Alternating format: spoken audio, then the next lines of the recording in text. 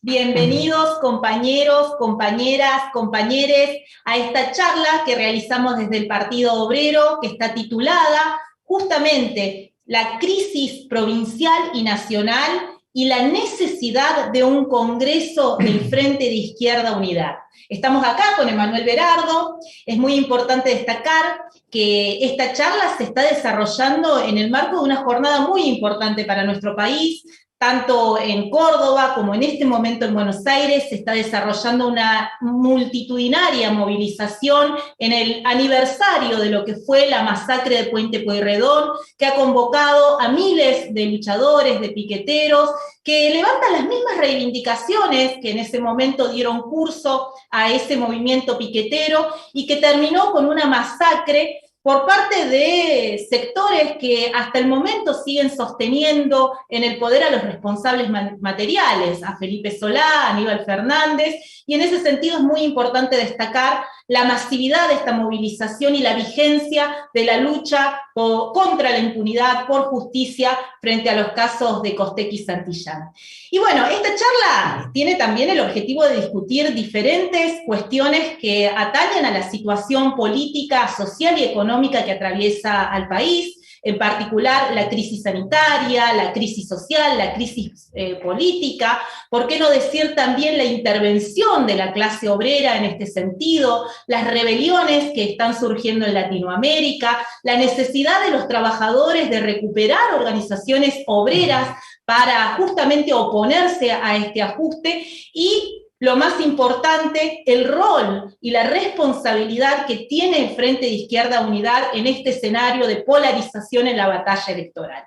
Quiero, bueno, comenzar un poquito esta charla teniendo en cuenta lo que sin duda recorre transversalmente la situación política de nuestro país y del mundo, que es esta pandemia que ha demostrado la cara más cruda del régimen capitalista. En la provincia de Córdoba, que no está exenta, estamos viviendo el peor pico de la pandemia. Estamos hablando de 4.000 casos diarios, de más de 5.000 muertos por la pandemia, más de 200 localidades y ciudades de nuestra provincia están afectadas por el contagio, y sin embargo la política del gobierno de Schiaretti no ha sido otra que el de establecer como lema que Córdoba no para. Y no para porque en definitiva lo que se está haciendo es garantizar las ganancias, los intereses y los negociados de los grandes sectores patronales y empresariales que exigen que no exista ningún tipo de restricción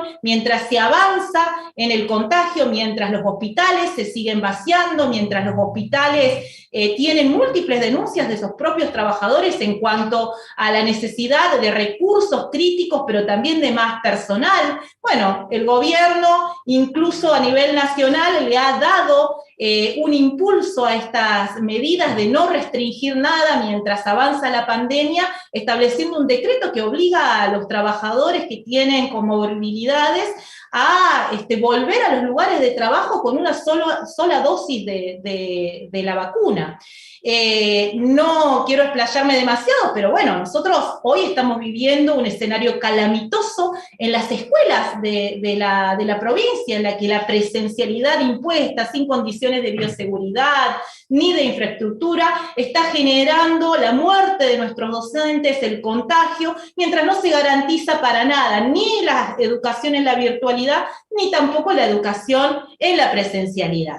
Y un tema muy importante a colocar es el tema de las vacunas, porque el gobierno de Schiaretti anuncia 1 millón de vacunas dentro de 40 días para la provincia, pero lo que nosotros tenemos que decir es que esto ya ha generado una disputa con el gobierno nacional, que dice que no va a entregar las partidas nacionales en pos de que hay una autonomía a la hora de conseguir, lo cual está demostrando que los recursos que ha establecido la Argentina para acceder a las vacunas en el mercado internacional son escasos y son guiados por el ajuste fondo monetarista que se está imponiendo en la provincia y en el país. Nosotros tenemos un planteo concreto, el de la centralización del sistema sanitario, el de la intervención de los laboratorios, el de establecer la vacunación para todas y todos, y fundamentalmente centralizar todos los recursos para poder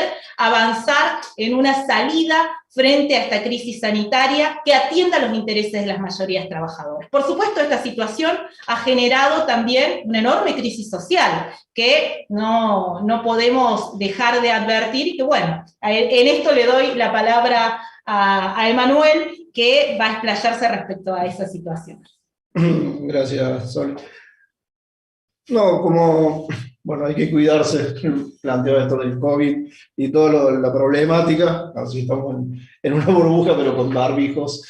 No, como bien se planteó al principio, el día de hoy estamos en una fecha muy importante, por lo del asesinato de Costequi Santillán, pero con grandes movilizaciones en todo el país. Y lo que hay que destacar es que estas movilizaciones se vienen dando sistemáticamente en este último tiempo. Hace tan solo una semana atrás se movilizaron decenas de miles de compañeros desocupados en todo el país, particularmente en Buenos Aires, en Capital Federal, donde produjeron un impacto enorme en la situación política, y el movimiento obrero desocupado es un nuevo actor muy importante en esta situación política. Y lo es no por otra cuestión, más que por la crisis que se desarrolla, un ajuste brutal que desarrolla el gobierno nacional, los gobiernos provinciales, municipales, porque acá son todos parte del ajuste, el oficialismo y la oposición patronal son todos parte del ajuste, y eso es muy importante tener en cuenta a la hora de analizar la crisis política. ¿Por qué? Porque ha avanzado el ajuste, ha avanzado la pobreza, la desocupación, la falta de vivienda. Y hoy, el día de hoy, nos movilizamos por las mismas reivindicaciones que se movilizaban los compañeros hace 19 años atrás. Y eso es muy importante tener en cuenta, porque acá se habla de reactivación, de que el oficialismo, que la derecha, acá todos los que gobernaron hasta hoy nos llevaron a esta situación con el 50% de la población bajo la línea de la pobreza, un salario que está en promedio rozando la línea no solamente de la pobreza, sino de la indigencia, y ante esta situación es contra la que se moviliza el movimiento obrero desocupado, pero no es el único. Eso hay que tenerlo en claro, porque hay muchas expresiones de lucha que van planteando un camino a recorrer para enfrentar este ajuste con las ocupaciones de tierra. Acá en Córdoba lo hemos tenido y hemos sido parte de esas ocupaciones de tierra, defendiendo a las familias trabajadoras que en medio de la pandemia, que ha agravado toda la situación que venía previa, han tenido que salir a ocupar terrenos para darle un techo, aunque sea precario, a sus familias. Y hace muy pocos días acá en Córdoba hubo una nevada terrible, que mucha gente salió a mostrar la nieve, a disfrutarlo, pero también está la otra cara de todas las familias sin vivienda que están viviendo en condiciones muy precarias, y ha habido muchos incendios de esas casillas y la gente ya ni siquiera tiene dónde vivir. Ante esta situación no hay ningún tipo de solución por parte del Estado. Acá el gobierno de Schiaretti, en la campaña anterior, nosotros lo denunciamos en la campaña, que decía que iban a construir 25.000 viviendas. Bueno, no construyeron ni una sola vivienda. Pero no solamente eso, ahora que vuelve una campaña electoral, sale a plantear que van a volver a un programa que se llama Vida Digna Plus, o lo han reformado un poquito el nombre, que no alcanza para 1 metro cuadrado de construcción. Bueno, esta es la política que enfrentamos en las calles, esta es la política que enfrenta el movimiento obrero desocupado y también el movimiento obrero ocupado, claramente, que es un proceso mucho más general que el reclamo por aumento de salario, por toda la reivindicación del movimiento obrero. Bueno, como bien decía Emanuel, la respuesta de parte de los trabajadores no se ha hecho esperar, no solo a nivel nacional, en el que, bueno, nosotros venimos de reflejar lo que ha sido la enorme huelga neuquina para rechazar los salarios por debajo de la canasta básica que protagonizaron el personal de salud, que tomó como punto base para llevar adelante estas medidas justamente los métodos de la clase obrera, la medida de acción directa, el paro, la huelga, ir a los piquetes, los cortes de ruta para justamente afectar al sector de la producción, que es uno de los grandes, sectores que se oponen justamente a restringir la actividad económica y productiva mientras crecen los casos de la pandemia. Esta huelga histórica logró el 53% de aumento salarial, rompiendo el techo de miseria que imponen las burocracias y que impone incluso el propio gobierno nacional, porque no es una política que se limita al gobierno provincial en el caso de Neuquén. Bueno, en la provincia de Córdoba tenemos el mismo escenario y podemos hoy también poner de relieve a la lucha de la docencia, que justamente, incluso haciendo un frente único con los estudiantes del movimiento piquetero, de la juventud piquetera, que han salido a reclamar justamente el cierre de las escuelas y que se garantice la virtualidad como corresponden, en una provincia que ya cuenta más de 20 muertos docentes por asistir a escuelas que no tienen ningún tipo de condición para poder brindar una educación en las condiciones que se necesita y con los protocolos de bioseguridad que deberían corresponder. Bueno, tenemos también la lucha de los trabajadores de Jesús María, que en un gremio recuperado, un gremio, una organización obrera que se ha sacado de manos de la burocracia para ponerla al servicio de los intereses de los trabajadores, han logrado, en el medio de esta crisis social, romper también el techo salarial y establecer un aumento salarial de acuerdo a la inflación. Yo creo que hay que poner mucho el acento en estas organizaciones obreras recuperadas porque marcan el rumbo. De la misma manera, tenemos que poner de ejemplo a los trabajadores del neumático en el sindicato del SUMNA, que no solamente logró una paritaria excelente, sino que además logró muchas medidas sanitarias en un contexto en el que las empresas no solo no garantizan, sino que tampoco en algunos lugares existen directamente protocolos de bioseguridad en el marco de esta pandemia terrible. Estas expresiones de lucha tienen que tener también una expresión política. Y bueno, cuando nosotros hablamos de expresiones de lucha del movimiento obrero, no podemos tampoco dejar de nombrar al movimiento piquetero en esta consigna que se hace carne día a día con las nuevas camadas de desempleados de la unidad de los trabajadores ocupados y desocupados, que tiene que ser una tarea estratégica de todo el movimiento para poder obtener una salida frente a la creciente crisis que abren todos los gobiernos, no solamente el de Alberto Fernández o el de Macri en el pasado, sino que estamos hablando de todo un régimen que gobierna con la precarización laboral, el desempleo y con una crisis muy grande que pagamos los trabajadores. Quiero sumar a esto la lucha implacable del movimiento de mujeres y de las diversidades sexuales que han dado un ejemplo que con movilización, con vigilias, con piquetes, con ocupación de escuelas, de lugares de trabajo, se puede conquistar las reivindicaciones que demanda un movimiento con independencia del Estado. Y lo hemos hecho con el aborto legal, seguro y gratuito, en la lucha que estamos dando porque se aplique una verdadera educación sexual laica y científica, pero también con este triunfo reciente que han logrado nuestras compañeras trans, travestis, con la aprobación en el Congreso del cupo laboral trans, que ahora, bueno, demanda una nueva pelea para que efectivamente se aplique en todo el país como corresponde. Quiero destacar la lucha de las juventudes, porque es una de los protagonistas de las grandes rebeliones que se dan en Latinoamérica, pero que también en nuestro país han puesto el acento en la lucha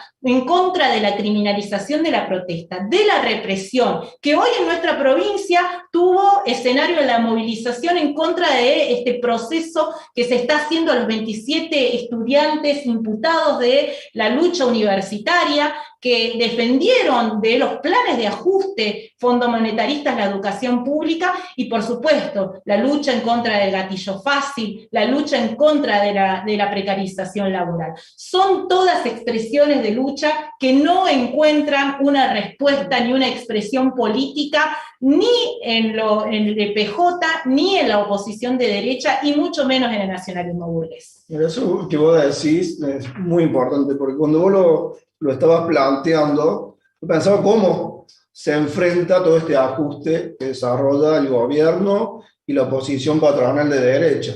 Y claramente, cuando vos lo desarrollabas, es el método, porque está planteado este ajuste que nosotros estamos viviendo, que todos los trabajadores lo estamos viviendo, pero tenemos en claro para qué desarrollan este ajuste, decimos, para seguir financiando a los grupos, un sector minoritario de la población, que son los especuladores inmobiliarios, los especuladores financieros, el pago del FMI, al Club de París, que no se detuvo en ningún momento en toda esta crisis sanitaria, porque hace pocos días estuvieron desembolsando una cantidad enorme de dólares para el pago al Club de París. Pero, ¿cómo se enfrenta a ese ajuste? Y bueno, el método lo estabas desarrollando vos muy claramente cuando dabas el ejemplo de los compañeros en el sur que fueron a la lucha con una claridad política que no se podía seguir bancando el ajuste que desarrollaban con salarios de miseria, y lo hicieron de conjunto. No fueron solamente los trabajadores de salud, sino que fue el conjunto de la población trabajadora que padece ese ajuste, porque no solamente fueron a la lucha, se organizaron en asamblea, sobrepasaron cualquier tipo de trabas burocráticas, sino que lo hicieron junto con el movimiento obrero ocupado de la zona, pero también con el apoyo del movimiento obrero desocupado. Y nosotros, cuando hablamos de la unidad de obreros ocupados, de trabajadores ocupados, desocupados, de estudiantes, bueno, claramente ese es el camino que es necesario desarrollar para poder enfrentar este ajuste. Y no solamente enfrentarlo en las calles, con un método de asamblea, con un método de discusión, como se hace en cualquier fábrica, en cualquier barrio, para plantear un plan de lucha, sino también con una perspectiva política. Porque finalmente, si nosotros no desarrollamos una alternativa política propia de los trabajadores, todas estas luchas se desarrollan, pero tienen un límite. Y la importancia que tiene que desarrollemos una alternativa política propia de los trabajadores, con una claridad de cuál es el programa y cuál es el planteo de salida.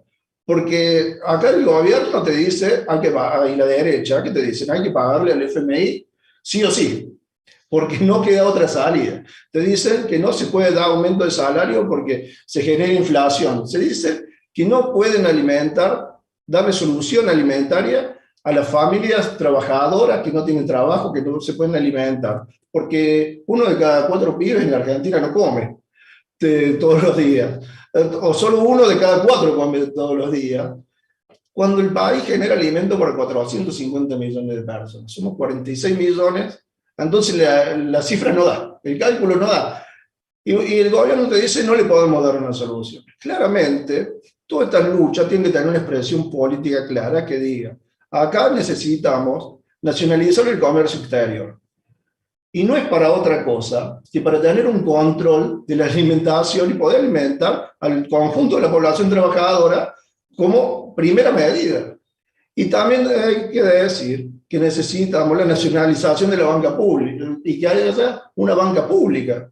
Y no es algo de otro planeta, sino que es necesario para poder poner en marcha la producción del país, para poder industrializar el país. Bueno, todas estas luchas necesitan una expresión política en este sentido, que es la única que le puede dar una salida al conjunto de los trabajadores. Y estos procesos de lucha no solamente se están dando en la Argentina, y eso es muy importante.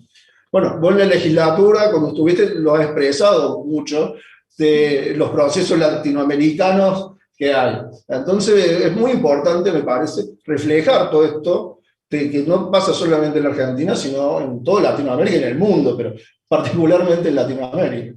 Es así. Bueno, me da justo el pie, Emanuel. Hice el propósito porque estuvimos juntos en varias. Me da el pie porque el año pasado fue un año el año pasado y el anterior fue un año convulsivo, y la banca del Partido Obrero y del Frente de Izquierda cumplió todo un rol. Bueno, en su momento, cuando juré para asumir la banca, lo hice por el triunfo de las rebeliones que se estaban dando curso en Latinoamérica, y en ese momento estábamos hablando de una primer ola de rebeliones. Hoy ya estamos ante una segunda ola de rebeliones, y la pregunta que a nosotros nos cabe, bueno, Argentina es una isla, la provincia de Córdoba atraviesa situaciones diferentes a las que ocurren en el resto de Latinoamérica para que no se dé un escenario como el que se está dando en esos países, y la respuesta es que no. Está toda la región atravesada por una misma política que tiene también un trasfondo del imperialismo a la hora de colocar en un lugar de sometimiento a los pueblos latinoamericanos en función justamente del pago de la deuda externa, de la intervención del Fondo Monetario Internacional y de las políticas que dan los gobiernos tanto de derecha como los gobiernos de sesgo nacional y popular. Y yo creo que hay que recoger una experiencia muy importante, que es justamente la de Chile, un país que salió a la calle a enfrentar, no vamos a decir a un gobierno como el de Piñera, sino que salió a enfrentar 30 años de gobierno tras gobierno que asumieron políticas y estructuras sostenidas del pinochetismo.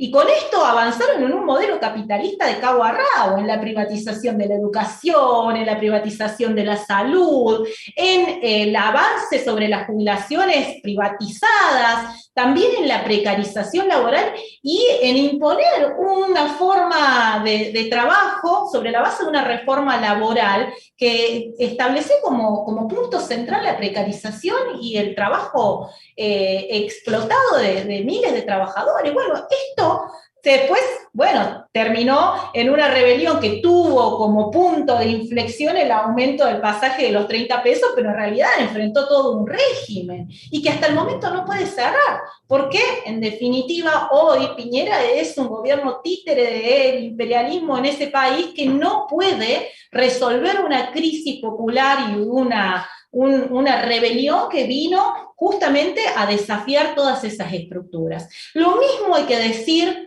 de la rebelión en Ecuador, donde el pueblo ecuatoriano sale a enfrentar la reforma tributaria de Iván Duque, que le ha costado una sangría y una enorme movilización con muertos, con represión y un ataque fenomenal a las luchas obreras y estudiantiles. Hoy en la Argentina también estamos tomando como bandera la lucha de nuestros compañeros hermanos brasileros que han salido a enfrentar a este gobierno de Bolsonaro, un gobierno fascista, negacionista, al igual que la derecha en la Argentina de la pandemia, justamente para sostener los intereses de las patronales y que le ha costado la vida de miles de brasileros por el contagio masivo en ese país.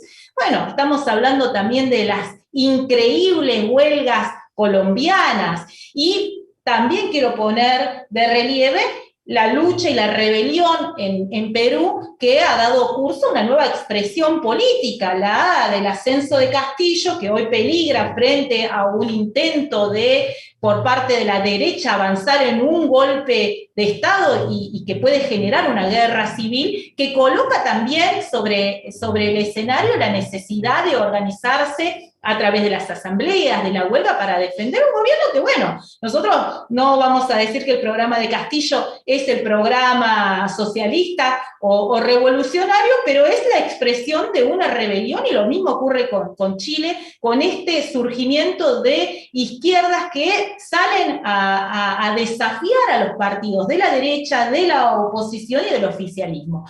Por eso, para nosotros es tan importante tener en cuenta que esos procesos que se dan dan en Latinoamérica surgen desde las mismas condiciones y los mismos elementos que están presentes en la Argentina. Y la tarea central de un partido revolucionario, de un partido de combate, es justamente ver de qué manera, en este caso el Frente de Izquierda, se transforma en un polo de independencia política y en un polo de intervención en este escenario que pueda ser la expresión de esa enorme movilización social que se da en todo el país, como recién lo expresábamos.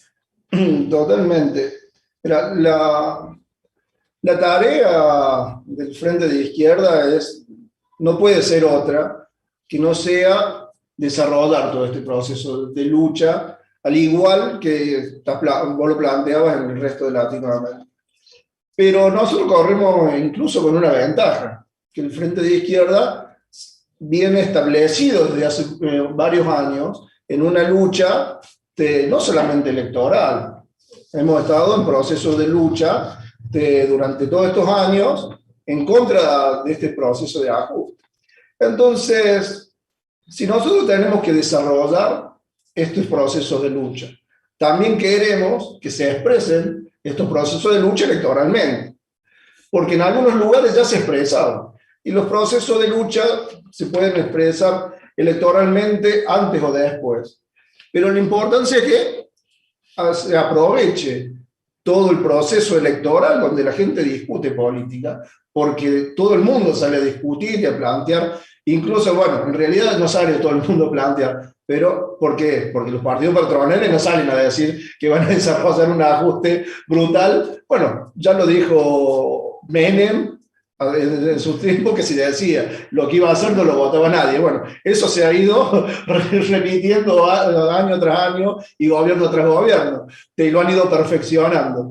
Pero es un momento donde todo el mundo está atento, y es el momento que tiene que aprovechar los partidos obreros, la izquierda, para desarrollar su programa.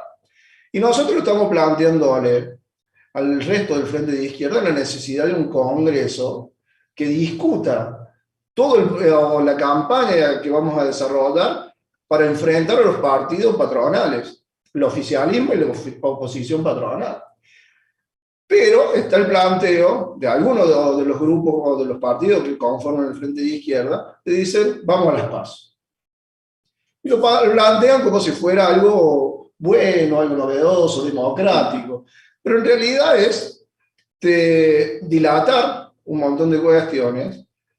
Pero lo que importa es que si vamos a un proceso de pasos, nos perdemos de ir de conjunto con un solo puño el Frente de Izquierda, que pretende ser la expresión del conjunto de los trabajadores, que pretende ser el que impulse esta lucha, en vez de ir a pegar con un solo puño contra los partidos patronales, terminan discutiendo en una interna, en una rencilla de la izquierda, que a ningún trabajador le importa. Lo que le importa a los trabajadores es cómo salimos de este ajuste, cómo enfrentamos este ajuste que están desarrollando los gobiernos desde hace mucho tiempo, desde hace décadas, que nos han llevado hasta esta situación actual.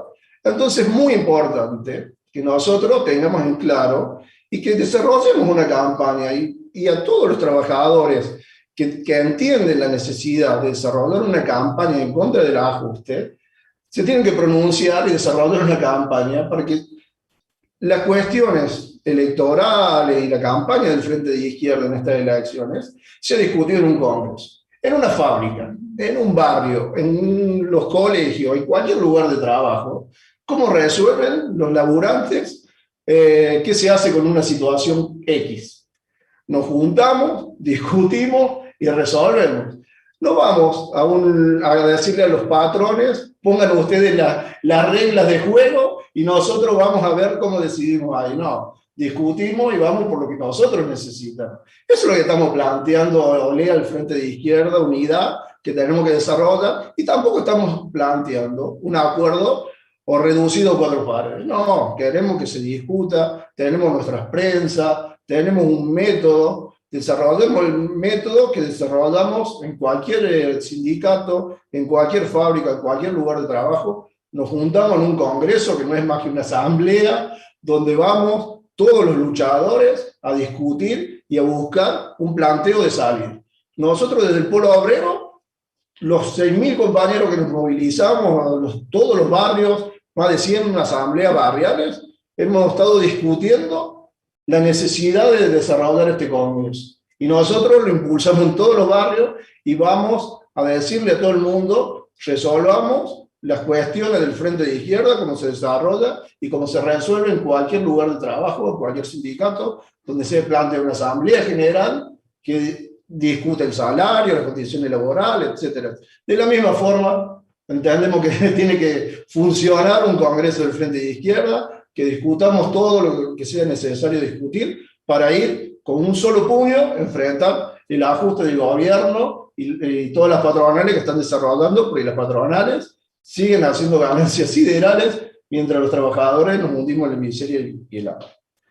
Qué importante, porque sorprende que se presente las PASO como una forma de dirimir diferencias cuando ha sido justamente otra, la tradición histórica del Frente de Izquierda y el método que nosotros aplicamos, que no es otro que el de la clase obrera, el de definir las cuestiones en asamblea, el de no solamente ver una cuestión de candidaturas y de intervención en un proceso electoral, sino lo que más importa en este momento es en dónde se van a expresar todos estos movimientos de lucha que estamos viendo en el resto de Latinoamérica, pero que vemos también en nuestro país, y en el que ponemos muy sobre relieve que es la organización piquetera con miles y miles de desocupados que se suman a esa forma de organización con métodos de acción directa y que entienden que puede existir una salida independiente a las variantes de la derecha, a la variante del oficialismo y de todos los que han gobernado en las últimas décadas, que son parte de un régimen de hambre y de saqueo. Entonces, bueno, es sorprendente que tengamos que insistir y hacer una campaña por algo que entendemos debería ser el ABC de la política revolucionaria y algo que tendría que surgir naturalmente. Pero bueno, en esta campaña estamos, en esto nos empeñamos, los del Partido Obrero, los trotskistas revolucionarios, y para eso también hemos sacado un material en el marco de esta pandemia que sin duda nos limita mucho a la hora de nuestra militancia cotidiana, callejera, que siempre desarrollamos. Estamos apelando a, bueno, justamente estas charlas virtuales, al poder desarrollarla con un enorme dinamismo, pero también no dejamos de tener nuestros materiales impresos. Por eso, bueno, tenemos esta primera declaración, que ya seguramente la vamos a estar repartiendo en los lugares de trabajo, entre la juventud, entre las mujeres, las diversidades, y también en las asambleas de nuestros compañeros que están en los barrios. Yo no quiero explayarme mucho más, pero queremos que esta charla sea lo más dinámica posible. Por eso también estamos aguardando las preguntas, las sugerencias, los comentarios que quieran hacer los compañeros. Desde acá esperamos poder satisfacer, no sé si todas, pero por lo menos algunas de ellas para clarificar respecto de los puntos centrales de esta charla. Bueno, justamente acá estaba Hay varias preguntas, no sé qué... Sí, estoy viendo que han llegado muchas, pero una primera pregunta de Celina, me parece que es para vos, dice, pregunta para Emanuel. Quería saber cómo se soluciona el problema de la vivienda, todo ese problema del déficit habitacional. Bueno, después yo voy a elegir una para vos. Dale. No, pero esta va directamente direccionada a vos, dice para Emanuel. Así que... No, lo del problema habitacional es un problema gravísimo, no solamente de Córdoba, sino de todo el país. Antes de la pandemia, se calculaba que el déficit habitacional alcanzaba 4 millones de viviendas. Y es un número que también es bastante ficticio, porque tiene que ver con un censo del año 2010. O sea que está totalmente desactualizado. Y en Córdoba, el déficit habitacional en la provincia era superior a las 350.000 viviendas. En Córdoba capital, 120.000 como mínimo. Hay una barbaridad. Enorme. Pero, o sea que no es un problema de los desocupados, sino del conjunto de los trabajadores que no tienen vivienda. Pero también hay 150 asentamientos precarios que están reconocidos por el Estado, o provincial, municipal y nacional, pero hay otros tantos, que nadie sabe cuántos, que no están registrados, pero son cientos y miles de familias que están en esa situación. Y claramente no es la magnitud del problema, da cuenta que no es un problema de los desocupados, de una pobreza estructural que no tiene ningún tipo de solución. Yo en un momento decía que se prometieron 25.000 viviendas, no se hizo ninguna. Bueno, claramente las 25.000 viviendas no resolvían el problema, pero ni siquiera se hizo eso. Y ahora hacen una campaña, por ejemplo, dicen la escrituración. Pero ¿qué problema habitacional, qué solución habitacional le dan a la familia? Ninguna, porque no han hecho nueva vivienda, sino los barrios ciudad que tienen más de 10 años le dan la escritura. Entonces no hay ninguna política de salida al problema habitacional. Pero nosotros, por ejemplo, tenemos un planteo de salida. Nosotros decimos que todas las tierras disponibles para construir viviendas sean puestas a disposición de un programa de construcción de viviendas populares que dé soluciones habitacionales. Y también estamos planteando que de esa forma no solamente soluciona el problema habitacional, también avanza en una solución al problema laboral. Porque para construir una vivienda social, según la Facultad de Arquitectura, genera 10 puestos de trabajo directos y 10 indirectos. Entonces, da solución habitacional a una cantidad enorme de familias, pero no solamente eso, sino genera puestos de trabajo. El gobierno claramente no está dispuesto a dar este tipo de soluciones porque los terrenos públicos los ponen a disposición de la especulación inmobiliaria. Cuando uno ve los terrenos que están saliendo de Córdoba, terrenos que son del Estado, nosotros hemos presentado los proyectos para que esas tierras sean destinadas a construir vivienda y no le han dado curso, así como no le han dado curso a un proyecto más general. Pero porque dicen ahí no llegan los servicios, una cantidad de excusas que ponen, pero justo al frente, cruzando en la ruta, hay una cantidad enorme de emprendimientos de los especuladores inmobiliarios que hacen country tras country. Los country están totalmente habilitados, tienen todos los servicios, pero al frente no podés hacer nada para las familias que no tienen vivienda. Y no estamos diciendo, nadie dice acá regalemos nada. Estamos hablando de un plan para que los trabajadores de la clase media puedan acceder a una vivienda. Una vivienda a precio de mercado de 2 habitaciones, $80.000. Es inaccesible para cualquier trabajador acceder a esa vivienda, pero también es inaccesible a algún tipo de crédito estatal. Las familias que se esforzaron muchísimo y pusieron todos sus ahorros y esfuerzos y están súper endeudados con los Procrear o con los créditos UBA, le están rematando sus viviendas. Y eso ha generado un proceso de lucha de las familias de clase media trabajadora, porque le van a rematar sus viviendas, que tanto esfuerzo le costó. Y acá el problema es ese, que no hay un plan para darle una solución a ninguna familia trabajadora. Es imposible que una familia trabajadora con los salarios miserables, porque rozan no solamente la pobreza, sino la indigencia, puedan pagar un alquiler y pagar un plan de vivienda. No es posible. Entonces, el Estado tiene que hacerse cargo de poner las tierras disponibles a disposición de un plan de construcción de vivienda. La ganancia récord que ha tenido el Banco de Córdoba, por ejemplo, en todos los últimos años, tiene que ser destinados a poner una inyección inicial y generar la construcción de miles de viviendas, y que las familias trabajadoras, cuando vivan en esas viviendas, comiencen a pagar las cuotas, que no excedan el 10% de sus ingresos, para que pueda la familia vivir y desarrollarse y pagar su vivienda. Si no se hace eso, es que en realidad lo que se hace es beneficiar a los especuladores inmobiliarios, que lo único que hacen son country y que no van a darle solución a ninguna familia. Esa es la solución que nosotros planteamos para la vivienda.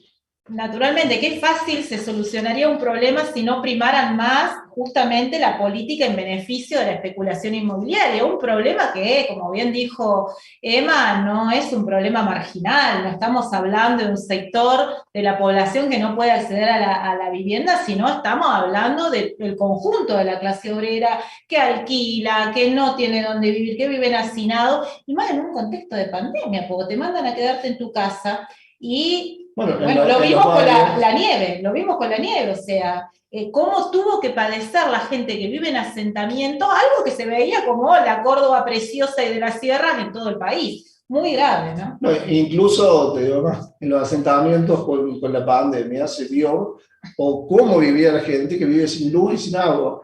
Entonces, te tenías que cuestiones elementales como lavarte las manos y esos cuidados mínimos de distanciamiento eran imposibles. Imposible. Yo vi acá, para que lo busco, porque había una pregunta que decía sobre, entonces vamos a... Él se toma revancha. Claro. Dice Julio, para Sole, ¿viste? Dice para Sole. Saludo la charla, muy interesante, y plantea la siguiente pregunta.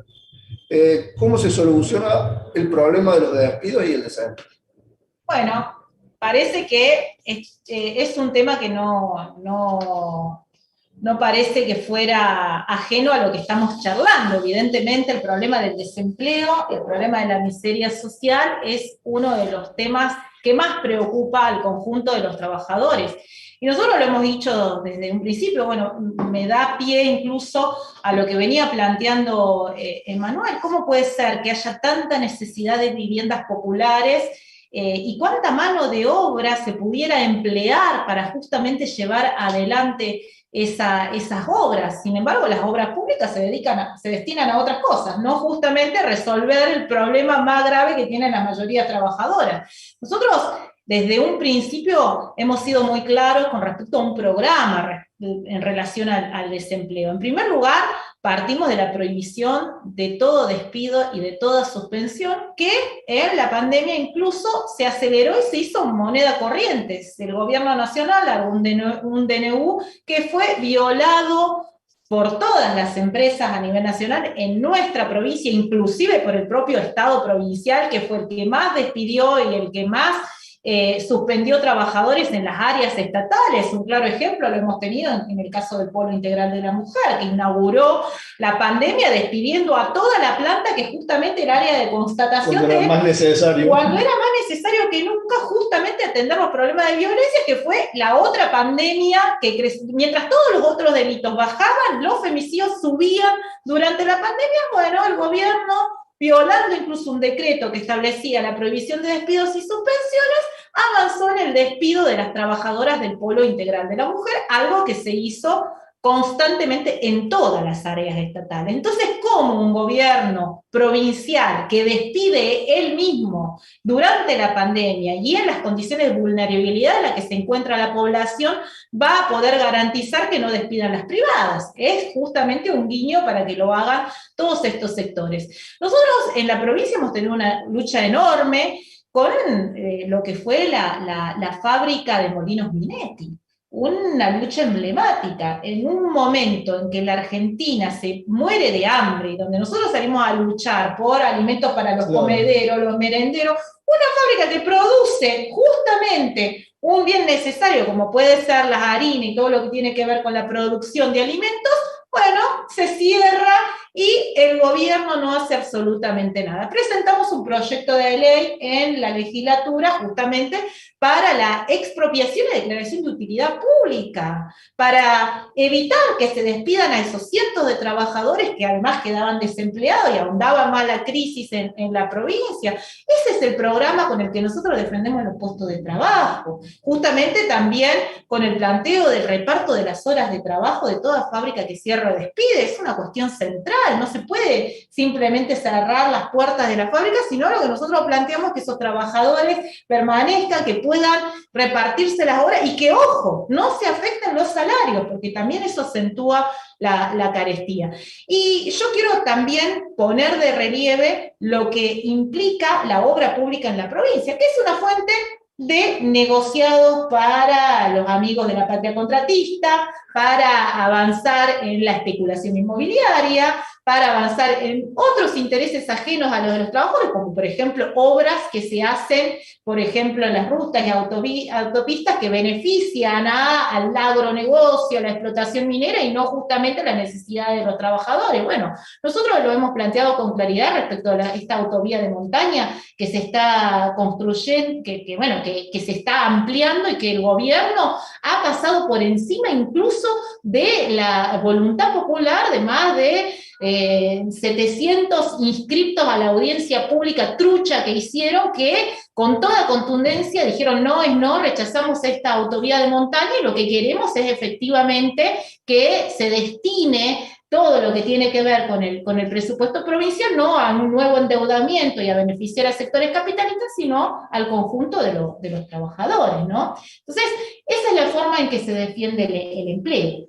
Sí, y claramente cuando vos planteabas de las fábricas que cierran y no se le da ningún tipo de solución, y el planteo que nosotros desarrollamos, bueno, tiene totalmente que ver con las movilizaciones masivas que se desarrollan en todo el país, de las cuales somos partícipes, porque decididamente nosotros en todos los barrios nos organizamos para luchar por trabajo genuino. Entonces, muchas veces preguntan qué hacen los del polo obrero defendiendo la lucha por aumento de salario o contra los despidos de tal o cual fábrica. Bueno, decididamente, porque no queremos que ningún laburante esté en la misma situación desocupado, pero decididamente porque luchamos por el trabajo genuino, por salario de convenio. Si no, no hay forma de terminar con este régimen de miseria y hambre, si siguen las burocracias sindicales a la cabeza de los conflictos. Por eso vamos junto con el plenario del sindicalismo combativo, la coordinadora sindical clasista, decididamente a la lucha por esa defensa de los puestos de trabajo y reclamando obviamente los puestos de trabajo genuinos para todos los compañeros. Excelente la posición del polo obrero respecto a la defensa del trabajo genuino. Bueno, acá hay una pregunta más de orden político. ¿Por qué el PJ se presenta dividido en Córdoba? Si te animás, Emma, está buena esa pregunta, de Jimena. No, el punto que no tiene que ver en parte con lo que vos planteabas de la obra pública incluso. Pero acá uno se pregunta por qué van divididos y claramente hay que ponerse, hurgar fino, porque acá no tienen un planteo diferente, por eso van divididos. Acá son dos candidaturas de derecha, claramente. El gobierno provincial, Schiaretti, estuvo discutiendo hasta hace muy poco con Caserio y a listas unificadas. Ellos tenían acuerdos, de hecho, fue Caserio el que estaba dirigiendo el PJ cuando Schiaretti llamó, que es el más macrista de todos los gobernadores, llamó a votar por Macri. Entonces, y tienen una cantidad de negocios que están entrecruzados, y uno de esos es la autovía Punilla. Y que no tiene solamente que ver con esto que vos planteabas correctamente, que es el problema de beneficio al especulador, a la patria contratista, al agronegocio, sino también con el tema del narcotráfico. Caserio es el patrón de la Ruta 38. Entonces, tienen un programa común, ajuste, no tienen una diferenciación de programa, sino que ahí hay negocios que los dividen, pero claramente son el reflejo de dos candidaturas de derecha que se desarrollan en Córdoba dentro del PJ. Y eso es lo que nosotros estamos planteando enfrentar, junto con que vamos a enfrentar no solamente esa candidatura de derecha, del PJ de Schiaretti y de Caserio, sino también la del macrismo, la de los radicales, que tienen sus propias internas que son para alquilar el balcón. Totalmente. Bueno, acá otra pregunta. Mi nombre es Germán, soy estudiante secundario del Copérnico. Ayer marché por Maxi Costequi. Cada vez más casos de represión. ¿Por qué crece la represión y el gatillo fácil? Bueno, clave para la juventud, y la verdad es que no me sorprende una pregunta y una preocupación en relación a esto. En la provincia de Córdoba, nosotros el año pasado fuimos testigos de cómo se produjo un reforzamiento fenomenal del aparato represivo, poniendo en manos de este organismo que fue el COE, que no ha sido otra cosa que justamente darles un lugar de relieve a las fuerzas represivas para hacer y deshacer como quisieron durante la pandemia, en la que el gobierno justamente aprovechó para desarrollar las medidas de ajuste que más quiso. En primer lugar, el robo a las jubilaciones, los ataques a los convenios colectivos de trabajo, las represiones que surgieron de la mano de este reforzamiento del aparato represivo fueron noticia todos los días.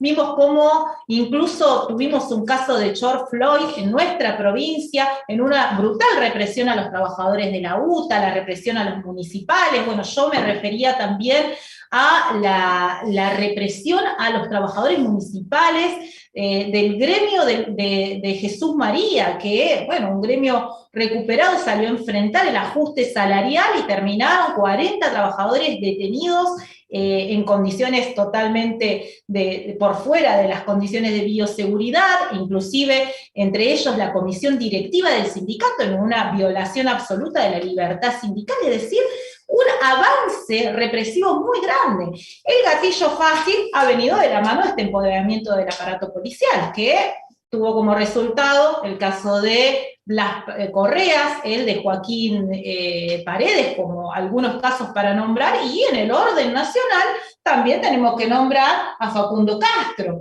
que fue víctima no solamente de la represión policial y bueno, de lo que fue todo este fortalecimiento del aparato represivo, sino también una desaparición forzada con un elemento clave, que es Bernie a la cabeza de la bonaerense, un elemento que hoy sostenido también por el gobierno nacional de Alberto Fernández y el gobierno provincial de Kicillof, algo que se presenta también en la provincia. Nosotros decimos que el problema de la policía, del aparato represivo, no es para nada un problema que tenga que ver con una cuestión institucional de violencia, sino que acá hay una política deliberada que tiene responsables políticos claros que están en los gobiernos. Por eso planteamos el desmantelamiento del aparato represivo y planteamos fundamentalmente el juicio y castigo a todos los responsables materiales y políticos.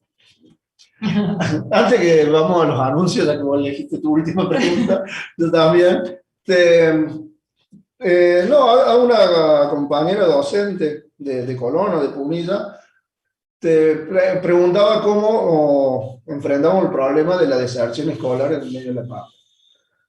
Claramente no se enfrenta de la forma que lo está haciendo el gobierno, porque de hecho está impulsando la deserción escolar, y con los compañeros de la juventud de la UJS, de la juventud universitaria y la juventud del Polo Obrero, junto a otras organizaciones, estuvimos desarrollando movilizaciones planteando la necesidad de los dispositivos y la conectividad, porque claramente la virtualidad fracasó por la falta de recursos y el Estado no dio ninguna solución. Nunca llegaron las miles de computadoras que dijeron que iban a comprar, no existen, no aparecieron por ningún barrio, por ningún lado, no existen esas computadoras que dijo el gobierno provincial, no existe por parte del gobierno nacional ninguna liberación de los datos para que los pibes puedan acceder.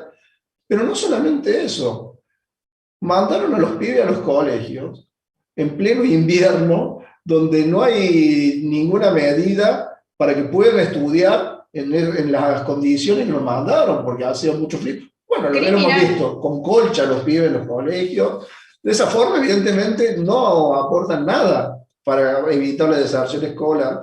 Pero no solamente eso, en Córdoba volvieron las clases presenciales, pero no volvió la vianda caliente del Paico. Y no solamente lo denunció el Polo Obrero, la juventud que hablaba recién, sino que también lo denunciaban los docentes. Entonces, para evitar la deserción escolar, primero tiene que haber una inversión importante y una decisión política de defender la educación pública, que es lo que no tiene ni los gobiernos nacionales ni provinciales. Entonces, es necesario que se pongan los recursos a disposición de la educación, que se pongan en los dispositivos la conectividad para que sean las clases virtuales y cuando estén las condiciones dadas para que los docentes, los estudiantes puedan volver a las aulas, sea con el alimento necesario, con los útiles, con todas las condiciones necesarias. Esa es la forma de enfrentar la deserción escolar en esta situación tan grave de la pandemia.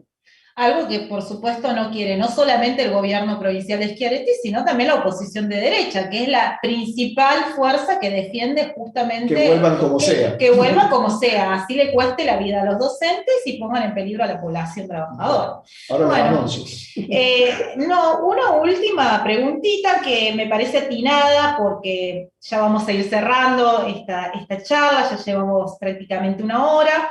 Es una pregunta de Paula sobre si se puede o no hacer efectivamente un congreso del Frente de Izquierda. Yo creo que esta pregunta va relacionada al momento pandémico que estamos viviendo y bueno, cómo se lleva adelante un congreso que convoque a miles y miles de trabajadores, de luchadores y de luchadoras de todo el país, que es lo que nosotros pretendemos en este contexto.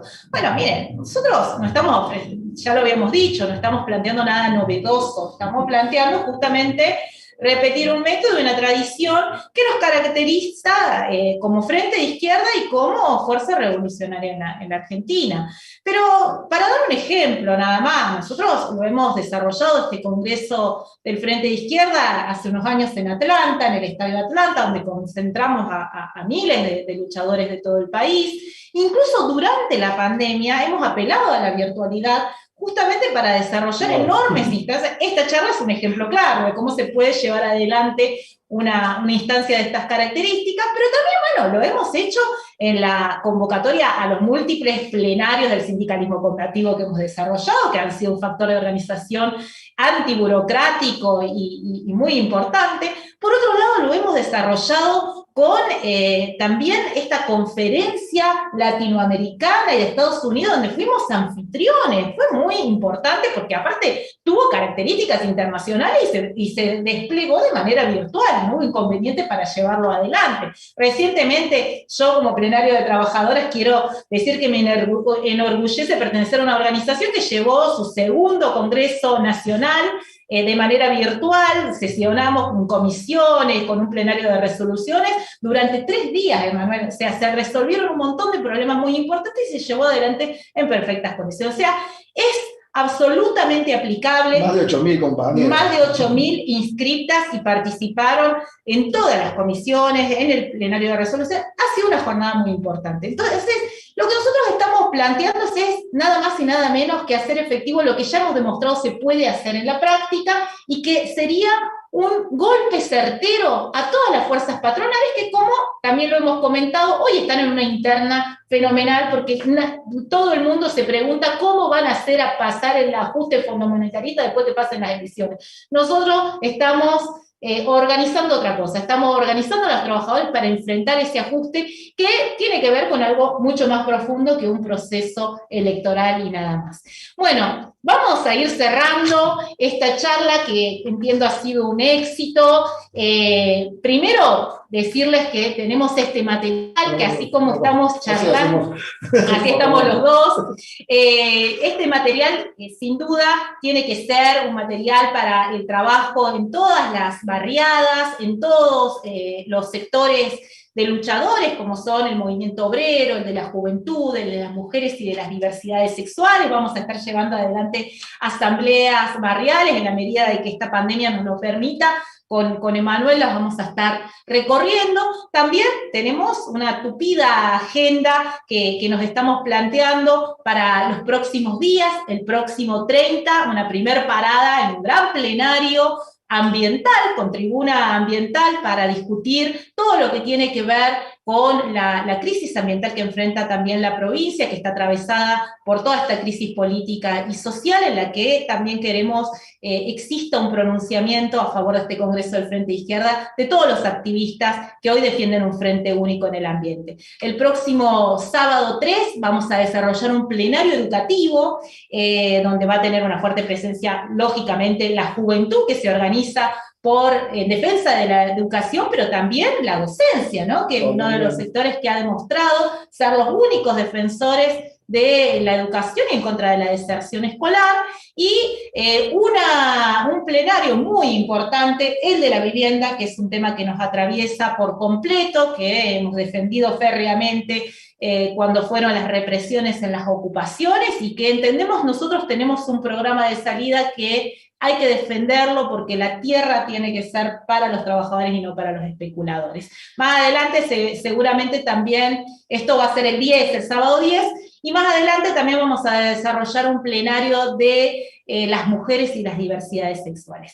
Y bueno, como broche de oro esta charla, preparamos un material audiovisual que es muy importante, lo vamos a transmitir como cierre de esta charla, y bueno, muchísimas gracias por haber participado, por haber estado ahí, y manos a la obra, la lucha nos espera.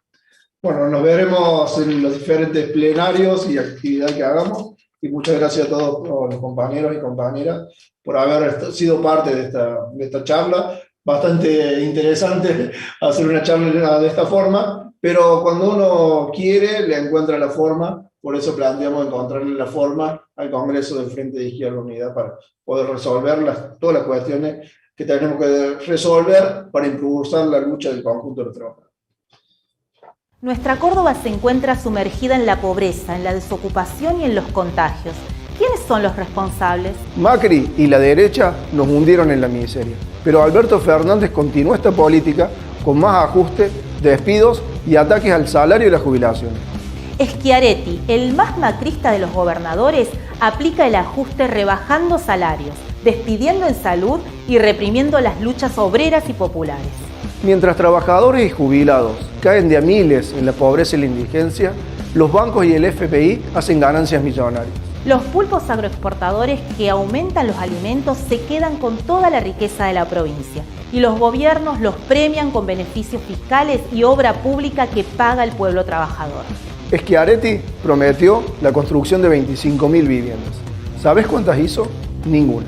Pero avanza con la autovía de Punído, al servicio del agronegocio y la especulación inmobiliaria, que destruye nuestro monte nativo. Estamos hartos de esta situación. También los pueblos hermanos de Latinoamérica que rechazan los planes del FMI.